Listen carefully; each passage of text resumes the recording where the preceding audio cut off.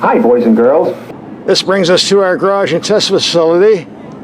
And from here, we're looking at one of my favorite SUVs. It has the same off-road ability of the Toyota Land Cruiser and Lexus LX570 in a smaller, more compact package. Costs less, too. That would be the Lexus GX-460. Looks almost like the LX570, just a bit on the smaller side. Here's the rear view. The rear door on this one opens a bit differently than some of the other SUVs you might have used. One solid door opening to the side. That could be an advantage if you're loading from the left. Not an advantage if you're loading from the right. Take note. We always check to make sure there's a spare tire with the vehicle, and yeah, it's down there, so if you get a flat, you gotta get dirty. We also take the headlights out in the dark to see what they do, so we can do that right now. It's dark enough. Let's take these lights out and see what they do. Look pretty bright to me. And here's what the rear view camera looks like in the dark. Not the highest resolution I've ever seen, but it will do. And here we have the low beams, only about 100 feet away, except some of the winos are parking and blocking my way, but yeah, we can see the wall. There we go. High beams, more than adequate. And here we have the high beams on a fence 80 yards away, building 130 yards away, pretty bright, good spread. Go low beam, just about reaches the fence line, more than adequate for city driving. Overall, these are pretty good lights. The price tag starts at $53 grand. This one was loaded up with a lot of goodies, so as you can see, it was a bit more. We did a complete road test on the Lexus LX570. $108,000. That's all yours. We'll have a link for that video at the end of this video. Just go to the end, click and watch. And we'll also have a video for the Toyota 4Runner, a pretty hefty off-roader. Go to the end and click and watch if you want to see that one too. But we have all the goodies we need for off-roading. Four-wheel drive high. You can use that on the street. Four-wheel drive low. Crawl control. A suspension that can be raised or lowered. Driving mode, normal, sport, or comfort.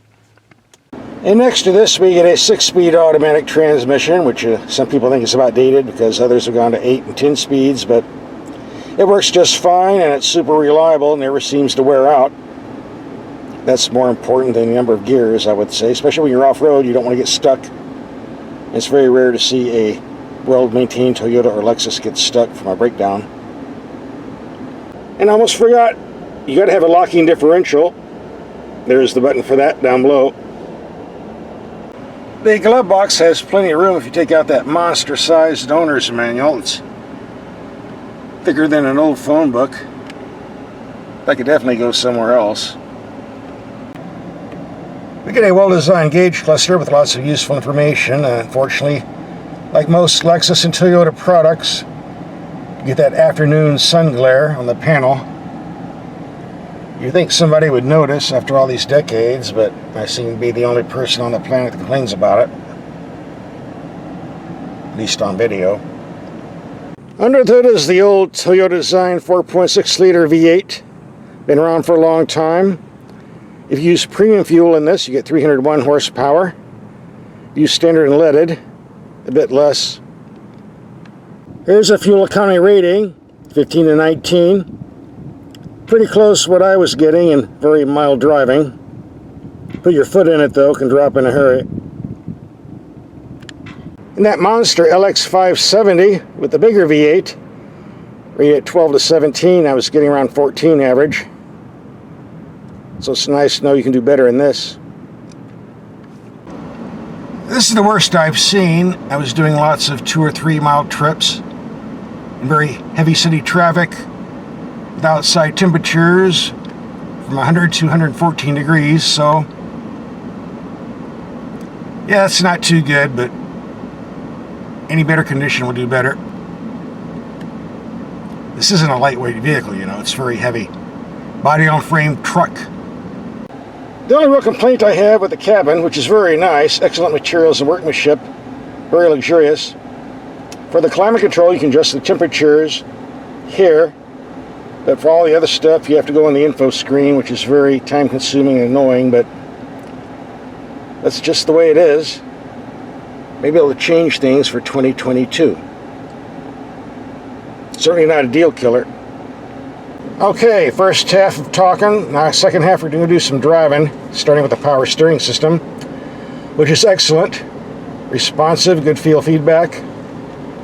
If I'm not mistaken, I think this is an older hydraulic unit. Feels like it. As long as it works, who cares, right? As we do in all of our videos, we're going to take some mild speed humps at 20 miles per hour. This is in the normal mode. Bump number 1. Pretty smooth. Bit of rear end hop as you would expect on a short wheelbase vehicle. Number 2. Pretty smooth. Number 3. And the nasty one. This is the one that we'll find out. Very smooth. Again, a bit of rear hop from the rear tires, but that's expected. There's a lot of weight on this rig, so even with a V8, you're not going to light up the tires when you're doing 0 to 60. But this is a real smooth engine. It'll last a long, long time. Nice brakes.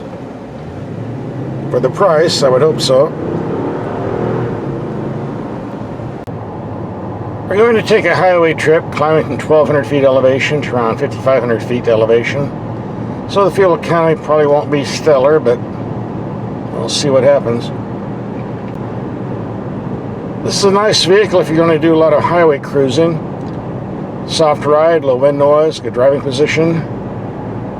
Great for long trips. Although it does use a bit more fuel than your typical car, but that's just the way it is. When you're climbing steep grades like this, it's nice to have a V8 over a V6. That's for sure. Well, here you go, 125 miles, climbing all the way in elevation, 17.1 mpg.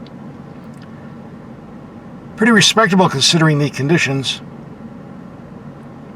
The Toyota Tacoma pickup truck and the Toyota 4Runner with the 6-cylinder engine didn't do much better, just for the notes.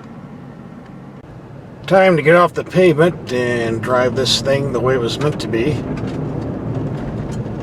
in the dirt. Certainly no shortage of sunflowers, that's for sure.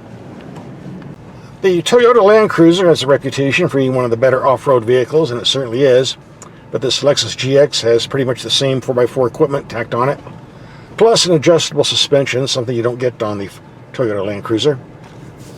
So if you're going the sticks like this, you're definitely in good hands. Plus you're doing it in luxury and style. But then that's what we're paying for. So what's my take on this Lexus after a week of driving? If you're looking for a heavy-duty off-roading rig with good quality and luxury, here you go.